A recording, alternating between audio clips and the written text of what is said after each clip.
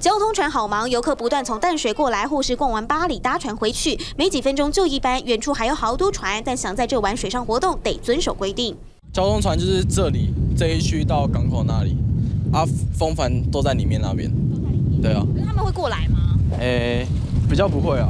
看看河道图，不止淡水渡船头到巴黎渡船头，交通船来回穿梭，还有蓝色公路。假日一天来来回回近100艘船次，相当拥挤。但规定速度偏快的风筝冲浪只能在巴黎红海滩这里，避免和船只冲撞。靠近渔人码头等于越界。不过，如果是玩这个。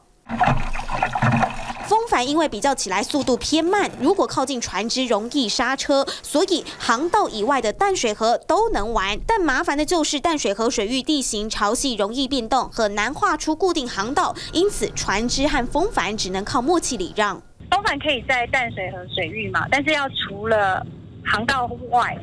就是不影响船行的安全。毕竟淡水河水域很热闹，渔船、交通船、水上活动统统在这儿。想安全游玩，先遵守航行规则。TVBS 新闻新北市综合报道。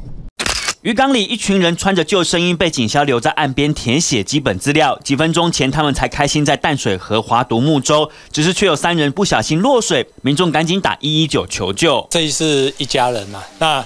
他们的那个身体状况都很好，没有受到任何受伤。因为有穿救生衣，对他们也是有穿救生衣。原来他们趁天气好，参加教练举办的活动，从竹围出发前往渔人码头。只是交通船来往频繁，加油门往前的同时，原本船边溅起的小浪，越是靠近岸边，越是波涛汹涌。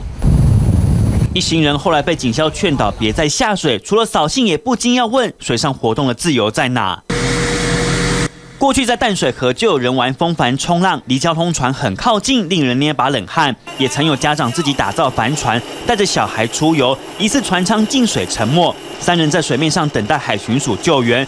到底能否在淡水河玩水？根据新北市公告，淡水河中线往左右延伸50公尺是交通船航道，禁止任何水上活动。而这区域以外就可以玩水，但是不能游泳。本船第2次靠近民众，协助拉船。要是违反法令，可处罚1到5万；营利业者最重可开罚15万。只是一般船艇才有 GPS 可以记录航行轨迹，像独木舟这类玩家，除非自行购买设备，否则怎么认定玩家是否越区违法，根本没有依据。有罚则却没人稽查，甚至难以认定违法，也难怪淡水河不时传出落水救援案件，只会忙坏警消，因为没人在怕。TVB 新闻吴居贤、韩尚伦新北市报道。消防员全副武装赶到海水浴场救人，因为有民众玩风浪板，却一度被飘到外海，下落不明。他就是风浪板玩家陈姓男子，获救时幸好意识清楚，在搜救人员陪同下，沿途打电话报平安。只见他抱着风浪板，惊魂未定，因为风浪太大，竟然被飘到外海。我们现在所在的地点就在新北市淡水的沙仑海水浴场，而这里也是这名玩家最后被救起的地点。还原整起案件，原来当天下午1点多，玩家的女儿打电话报案说，爸爸出门去玩风浪板，不过直到很久该回家的时间却联系不上，让他直觉不对劲，赶紧报案找人。消防在接获报案之后，联手海巡启动救援。透过3D 动画图还原他的迷航路线，他在巴黎作案出发后，沿途飘往淡水河出海口，最后在海水浴场，幸好遇到好心民众目击，将他引导上岸解救。其实，在淡水沿岸海域都可以看到像这样新北市政府立下的警告标语，表示禁止水域游憩活动。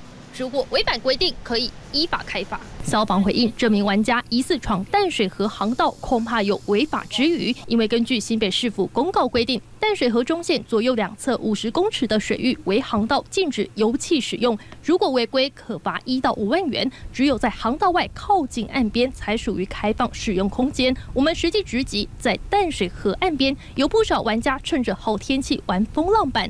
之前也曾有民众玩风浪板，因为风太大，最后受困在淡水河航道。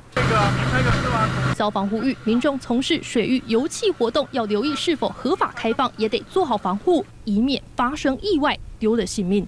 东森新闻综合报道。